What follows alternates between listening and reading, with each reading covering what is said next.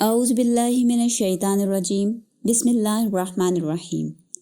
آج ہمارا کلاس 7 کا سورہ عبسہ کا لیسن نمبر 2 ہے، آیت نمبر 24 سے 42 تک۔ اس کی شروع کی آیات میں زمینی پیداوار اور اس کے مختلف مراحل کا ذکر کر کے اللہ تعالیٰ کے اختیارات کی طرف اشارہ کیا گیا ہے۔ فَلْيَنظُرِ الْإِنسَانُ إِلَىٰ طَعَامِهِ، بس انسان کو چاہیے کہ وہ اپنے کھانے کی طرف دیکھے، یعنی اگر انسان صرف اپنی خوراک، اپنی کھانے کی چیزوں پر ہی غور کرے نا، تو اس کو اللہ تعالیٰ کی قدرت کی بہت ساری نشانیوں کا احساس ہو جائے گا، اسے اللہ تعالیٰ کی بہت ساری نعمتوں کا پتہ چل جائے گا کہ کیسے کس طرح یہ کھانا جو ہے یہ اگتا ہے، اللہ تعالیٰ پانی برساتے ہیں، درختوں پر یہ پیدا ہوتا ہے، پھر اس کا پکنے کے مختلف مراحل ہیں، اور پھر کس طرح مختلف پروسیسز میں سے گزر کر یہ کھانا ہماری پلیٹ تک پہنچتا ہے، اور جب ہم اس کو کھاتے ہیں، چبا کر اپنے باڈی کے اندر ڈالتے ہیں، تو اس میں کیا کیا بریک ڈاؤن ہوتے ہیں، کس طرح یہ ہمارے جسم کا پارٹ بنتا ہے، جزو بدن بنتا ہے، اور کیسے اس سے ہمیں انرجی ملتی ہے، یہ سارا کچھ اللہ تعالیٰ کے کمالات ہیں، اللہ تعالیٰ کی قدرت کی نشانیاں ہیں کہ اگر انسان صرف انہی چیزوں پر غور کر لے تو اللہ تعالیٰ کی وحدانیت کا قائل ہو جائے۔ اگلی آیت میں ہے اَنَّا سَبَبْنَا الْمَاءَ سَبًّا،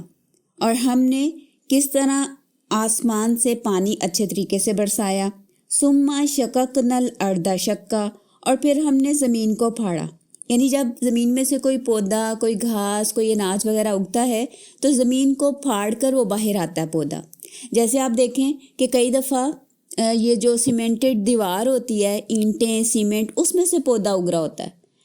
اور کئی دفعہ ہم لوگ گھر میں گملہ میں پودا لگانے کی کوشش کرتے ہیں تو ہمارا پودا جو ہے وہ سروائیو نہیں کر پاتا۔ تو یہ اللہ تعالیٰ کی قدرت کی نشانیاں ہیں، اللہ تعالیٰ کے اختیارات ہیں کہ اللہ کس طرح زمین میں سے اتنے زیادہ مختلف قسم کے پودے، مختلف قسم کے پھل، اناج وغیرہ جو ہے وہ پیدا کرتا ہے۔ تو زمین کو اللہ نے پھاڑا۔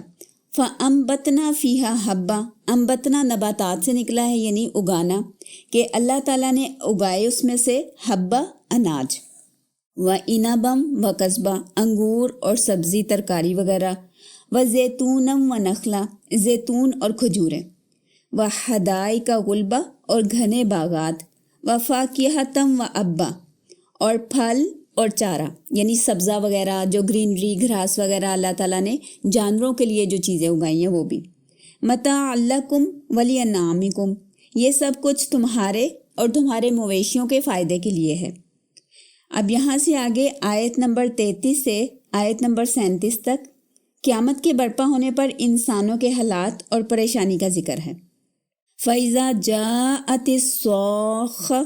جب وہ کانوں کو بہرا کر دینے والی آواز، وہ آفت آ جائے گی، یعنی قیامت والے دن جب سور پھونکا جائے گا تو وہ ایک تیز سائرن، ایک تیز آواز ہوگی، جس کے بعد قیامت شروع ہو جائے گی۔ اور اس دن کیا حالات ہوں گے؟ یوم یفر المرء من اخیہ،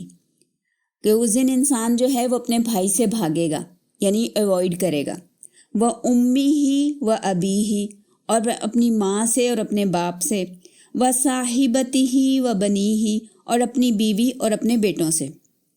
یعنی یہاں پہ دنیا میں بھی آپ دیکھیں کہ جب انسان بڑا ہوتا ہے، اس کی شادی وغیرہ ہو جاتی ہے، تو اپنے بھائی وغیرہ سے، اپنے ماں باپ سے سیپریٹ ہو کے علیحدہ رہنا شروع کر دیتا ہے، لیکن وہ اپنی بیوی بچوں کو نارملی نہیں چھوڑتا، چاہے باقی سب سے اختلافات ہو جائے، وہ بیوی بچوں کو ساتھ رکھتا ہے۔ اور پھر کئی دفعہ کوئی ایسا موقع بھی آ جاتا ہے، ایسا مرحلہ بھی آ جاتا ہے کہ میاں بیوی کی بھی آپس میں کوئی چپلش، کوئی اختلاف، کوئی لڑائی جھگڑا، ان بن ہو جاتی ہے، اور ان میں بھی سپریشن ہو جاتی ہے، یعنی طلاق تک، ڈائیورس تک نوبت آ جاتی ہے۔ لیکن اس کے باوجود انسان اپنے بیٹوں کو نہیں چھوڑتا، یعنی عدالت تک بھی جاتا ہے کہ نہیں، یہ میری اولاد ہے، میرے بیٹے ہیں۔ اور قیامت والے دن یہ حالات بتائے جا رہے ہیں کہ ایٹ دا اینڈ انسان اپنے بیٹوں کو بھی، ان سے بھی بھاگے گا، ایوائڈ کرے گا کہ کہیں یہ میرے سے کوئی نیکی، کوئی میرا عمل لینے کے لیے کوئی مطلب کہہ لیں کہ کسی قسم کا کوئی ریکویسٹ یا کوئی ڈیمانڈ نہ کریں۔ لِكُلِّ امْرِئٍ مِّنْهُمْ يَوْمَئِذٍ شَأْنٌ يُغْنِي،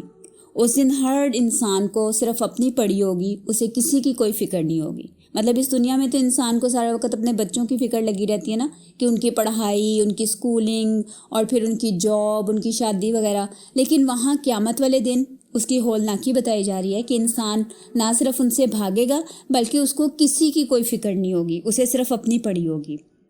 اس کے بعد آیت نمبر 38 سے 42 تک آخرت میں 2 قسم کے لوگوں کا انجام واضح کیا گیا۔ وجوہ یومئذ مسفرہ، کچھ چہرے اس دن روشن ہوں گے۔ کچھ چہروں سے مراد یعنی کچھ انسان، ان کے چہروں پر تر و تازگی ہوگی، روشنی ہوگی۔ ضاحکۃ مستبشرہ، وہ ہنس رہے ہوں گے اور خوشیاں منا رہے ہوں گے، یعنی یہ وہ کامیاب لوگ ہیں جن کو جنت کی خوشخبری دی جائے گی۔ ووجوہ یومئذ علیہا غبرہ، اور کچھ چہرے اس دن ایسے ہوں گے جن پر غبار چھایا ہوگا، یعنی مٹی پڑی ہوگی، جیسے انسان کا برا حال ہوتا ہے نا، تو ان کے چہرے دھندلائے ہوئے ہوں گے۔ ترہقھا قطرہ، ان کے چہروں پر سیاہی چھا رہی ہوگی، یعنی کالے رنگ ہو رہے ہوں گے پریشانی سے، جیسے انسان کا چہرہ اتر جاتا ہے اور اس کا رنگ خراب ہو جاتا ہے، اسی طرح۔ اولئک ھم الکفرۃ الفجرہ، یہ وہی لوگ ہیں جو کافر ہیں اور فاجر ہیں، یعنی جنہوں نے دنیا میں کفر کیا، اللہ تعالیٰ کے احکامات کا انکار کیا اور اللہ تعالیٰ کی نافرمانی کرتے رہے۔ یہ ان چہروں کا، ان لوگوں کا انجام بتایا جا رہا ہے۔ تو یہ تھی ہماری سورہ عبسہ کا پارٹ 2، آیت نمبر 24 سے 42 تک۔ اپنا لیسن کمپلیٹ کرتے ہیں۔ سبحانک اللہم و بحمدک، نشہد ان لا الہ الا انت ونستغفرک ونتوب الیک۔